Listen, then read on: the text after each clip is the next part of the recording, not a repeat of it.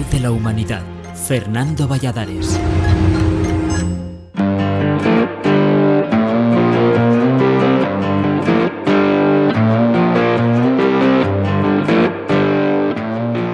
Hoy, más de 3.000 millones de personas, más de la mitad de la humanidad, estamos confinados en nuestros hogares por el coronavirus. El coronavirus protagoniza una pandemia que está batiendo todo tipo de récords sanitarios, biológicos, económicos y sobre todo sociales y emocionales. En apenas 2 meses se han suspendido más del 90% de los vuelos comerciales, por debajo de los niveles anteriores a la Segunda Guerra Mundial. Se llega casi al 100% en países como España e Italia, donde su Producto Interior Bruto caerá este año en más de un 12% por efecto directo del virus. Bajo la monotonía de estos días terribles de confinamiento e incertidumbre, alimentamos el deseo de que todo termine, y terminará. Y tendremos delante la lista de buenos propósitos que nos hacemos en estos días de vivir mejor la vida, de no dar importancia a lo que no la tiene, de no caer en los errores que nos trajeron aquí. Corremos el grave riesgo de olvidarlo todo tan pronto abramos las puertas de nuestras casas por fin. Pero como decimos cada 31 de diciembre, dejémoslo, por lo menos, anotado en un papel en la puerta de la nevera. El coronavirus ha afectado hasta el momento a 189 países, con un aumento rápido y exponencial de los casos de enfermedad grave y muerte. Más de 700.000 casos ya han sido confirmados y los infectados reales se estiman en muchos millones. Se tiene constancia de más de 30.000 fallecidos. Estas cifras, aún preliminares y muy conservadoras, crecerán rápidamente en los meses de abril y mayo del 2020. La pandemia del coronavirus comenzó oficialmente el 1 de diciembre de 2019, de donde toma el nombre de COVID-19, literalmente en inglés, la enfermedad de coronavirus que comenzó en 2019. Su origen está en la ciudad de Wuhan, en la China central, a partir de un grupo de personas vinculadas al mercado mayorista de mariscos en el sur de China, que desarrollaron neumonía. El coronavirus saltó al ser humano en algún momento anterior a esa fecha de animales que actuaban como reservorios naturales en lo que se conoce como una zoonosis, una infección de origen animal. El virus ha puesto en jaque todos los sistemas sanitarios nacionales e internacionales, que colapsaron en pocas semanas, y desafía a los científicos que buscan con urgencia vacunas y fármacos que puedan contener la pandemia in extremis y revertir la infección global.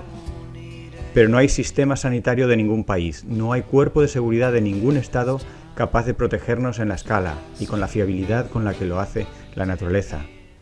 Las Naciones Unidas y la Organización Mundial de la Salud indicaron hace tiempo lo que ahora estamos sufriendo. No estamos preparados para una gran pandemia. Y lo dijo y lo dice a la vez que anuncia que cada vez habrá más. El efecto protector de la naturaleza ante patógenos e infecciones se conoce desde antiguo y hace ya varias décadas que los científicos lo han demostrado.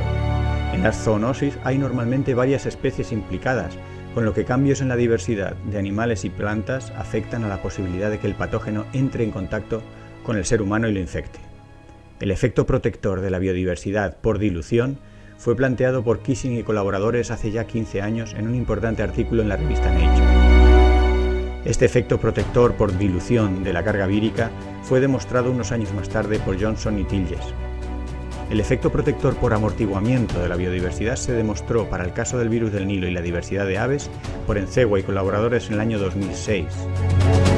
El papel protector de la biodiversidad se ha visto igualmente en el caso del virus del Hanta, transmitido por ratones y que periódicamente genera brotes muy peligrosos en el sur de América. También se ha visto en el caso de la enfermedad de Lyme, donde la extinción local de zarigüeyas y la expansión de ratones genera brotes importantes, especialmente en la costa este de América del Norte. En la última década se está estudiando el efecto protector de una naturaleza sana en multitud de zoonosis como la gripe aviar, la fiebre hemorrágica de Crimea-Congo, el virus del ébola, la enfermedad de Marburgo, la fiebre de Lassa, el síndrome respiratorio agudo grave, el virus de Nipah, la fiebre del Valle del Rift, el virus del Zika y muchos más. Estamos llevando a la vida a su sexta gran extinción, amenazando el futuro de 1 millón de especies a un ritmo 1000 veces mayor que la tasa de extinción natural. Estamos empobreciendo y simplificando los ecosistemas, dejando solo las especies que nos interesan o incluso poniendo, o mejor, imponiendo a aquellas que nos interesan. Bosques simplificados que se vuelven muy sensibles a cambios y perturbaciones ambientales. Bosques que no amortiguan los extremos de calor y frío. Bosques que no cumplen bien sus funciones ecológicas. Y ahora nos volvemos a dar cuenta bosques que apenas nos protegen de las zoonosis.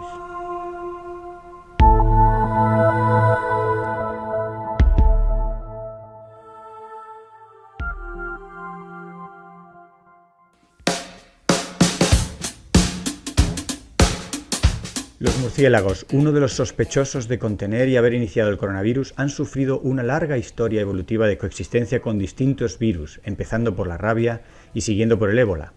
Fruto de esta larga coevolución, son inmunes a más de 60 tipos de virus que son, sin embargo, muy peligrosos para nosotros. La coevolución murciélago-virus ha generado adaptaciones también en este último. Por ejemplo, se han adaptado a la elevada temperatura corporal de los murciélagos activos, que ronda los 40 grados centígrados. Esto explica por qué nuestra fiebre es inocua para los coronavirus que infectan nuestro cuerpo. Demonizar animales portadores de virus como los murciélagos es contraproducente, ya que muchos tienen un importante papel regulador en la naturaleza. Los murciélagos juegan una labor fundamental en el control de vectores de otras epidemias graves como la malaria.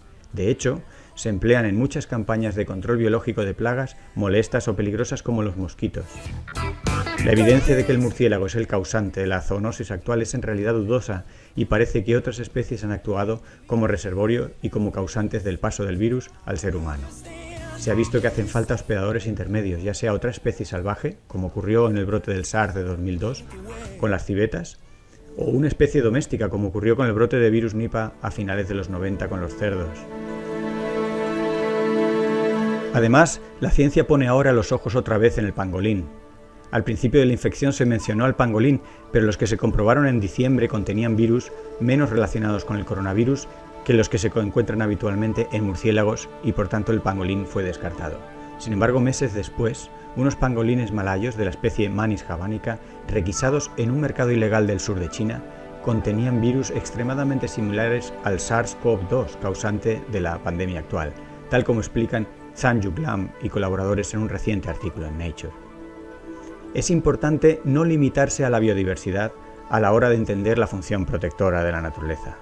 Una naturaleza compleja, rica en especies, pero también en procesos ecológicos, mantiene un alto nivel de funcionalidad y amortigua extremos climáticos, contrarresta la polución y frena el avance de muchas enfermedades. Ahora sabemos, por ejemplo, que el polvo del desierto, ese polvo que aumenta día a día con un clima más árido y con la destrucción de la cubierta vegetal, actúa de auténtica autopista para el virus que puede viajar así a muy largas distancias. De igual manera opera la contaminación atmosférica. Las partículas contaminantes sirven de apoyo físico para el virus y facilitan su permanencia en la atmósfera y sus viajes lejanos. Ambos factores, el polvo y la contaminación, afectan al sistema respiratorio humano, facilitando la entrada del coronavirus en nuestro organismo y su proliferación hasta generar la temida neumonía. A pesar de todo el esfuerzo del sistema sanitario internacional y de cada país, estamos ante un gran fracaso. El éxito nunca será vencer a la enfermedad, una enfermedad que siempre se cobrará muertos y dolor. El éxito es que no llegue a producirse. Cuando la pandemia se ha producido ya hay un coste económico, de bienestar y sobre todo de vidas humanas que es injustificable. Cuando esta pandemia pase, debemos recordar que la única prevención posible, la única forma de amortiguar las infecciones y que no lleguen a globalizarse y volverse letales, es rodearnos de ecosistemas saludables, funcionales y ricos en especies. Debemos repensar nuestra relación con la naturaleza y esto nos lleva ineludiblemente a cuestionar nuestro mismísimo sistema socioeconómico. Quienes vivimos en naciones ricas hemos llegado a creer que habíamos trascendido al mundo material, que la riqueza y la tecnología nos protegían de todo. Irónicamente, la riqueza y la tecnología nos aislaron de la realidad, nos hicieron más vulnerables que nunca. Vivir de espaldas a la naturaleza es sencillamente insostenible, no es viable. El sistema social y económico que impera en la actualidad se basa en la desigualdad social.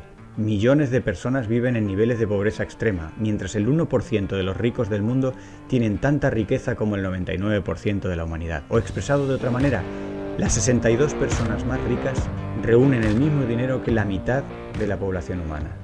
Esta fuerte desigualdad amplifica la degradación ambiental.